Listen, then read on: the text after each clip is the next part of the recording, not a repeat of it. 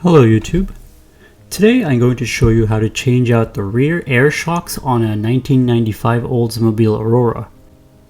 This is the same process for Auroras ranging from 1995 to 1999.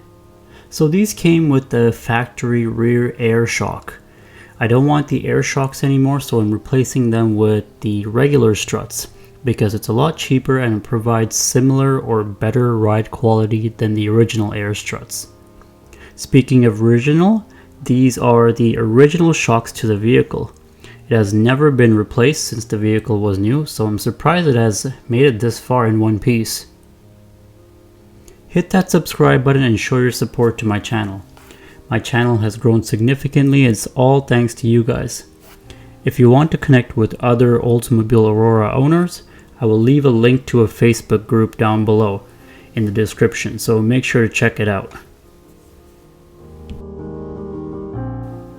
For this project, you're going to need a car jack with stands, preferably two jacks, a 13mm, 10mm, and an 18mm socket, a pair of shocks.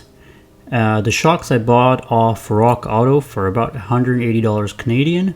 I will leave a link in the description below. The first thing you want to do is unplug the fuse for the air compressor.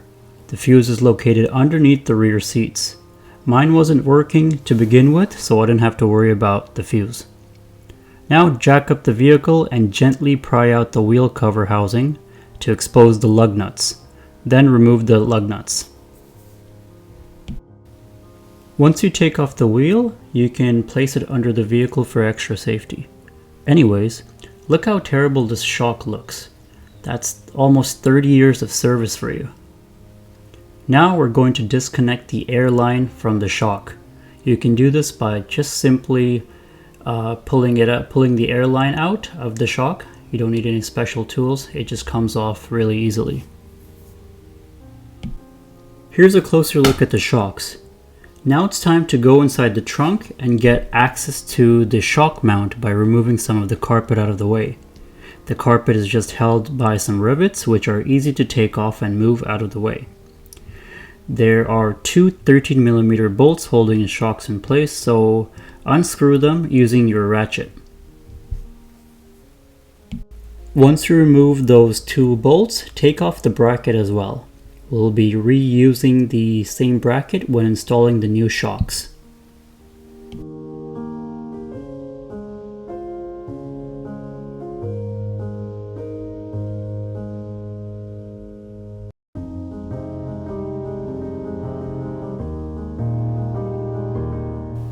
Now it's time to remove the two 10mm bolts holding the shock into place at the lower control arm. You may need to spray some WD-40 on it and let it soak for a bit.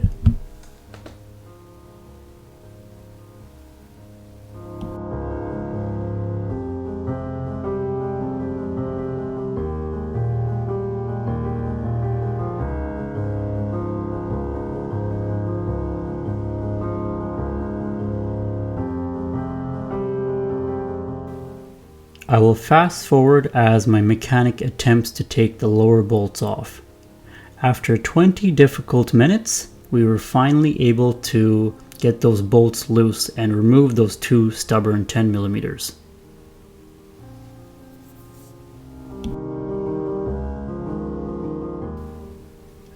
Now the shock is loose and it'll come right off.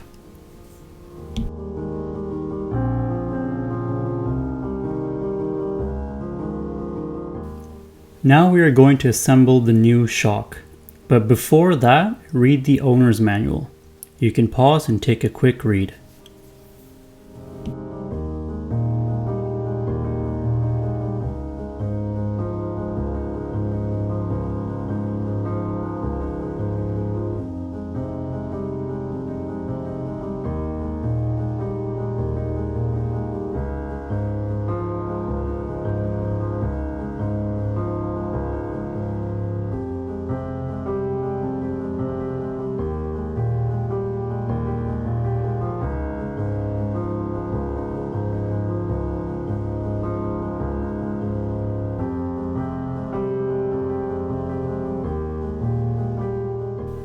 I'm going to fast forward as my mechanic assembles the shocks.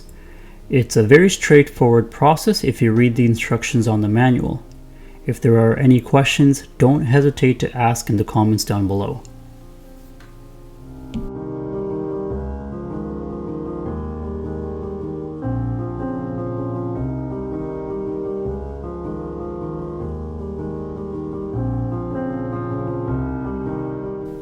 Now we're going to use an 18mm socket to hand tighten the middle bolt on the top of the shock.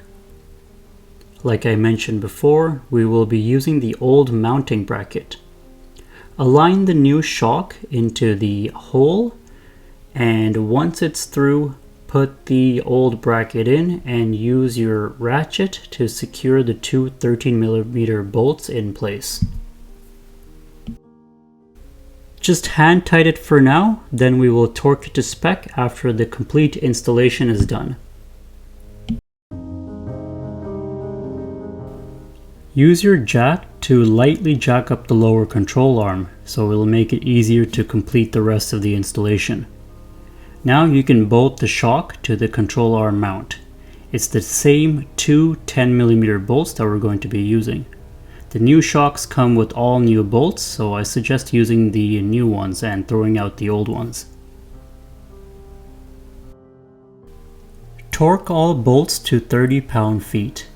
I'm going to fast forward as my mechanic chugs away at this. Once you are done down here, go back into the trunk and torque the shock tower bolts.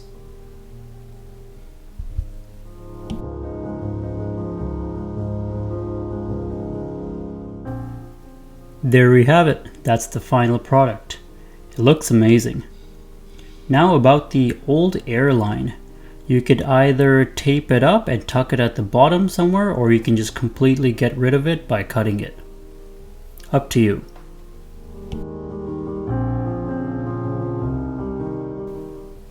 I will fast forward as I replace the other side. As you can probably see, the other side is in worse condition.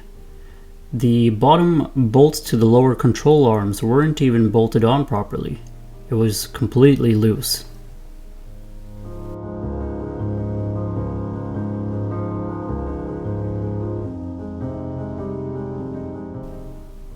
Looks like I need to replace my rear tie end rod too. It's seen better days.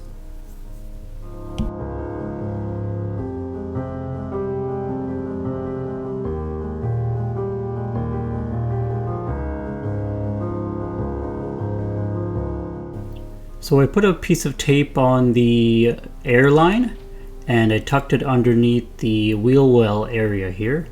Who knows, I might install air shocks back in the future again, so it might come in handy. Now you can put back the rivets in the carpet. It's a fairly straightforward job. So I've been driving the Aurora for about a week now, and I have to say the ride is very smooth. It rides better than ever before. So I highly recommend these shocks as a replacement. If you have any questions, let me know down below in the comments section. See you all next time.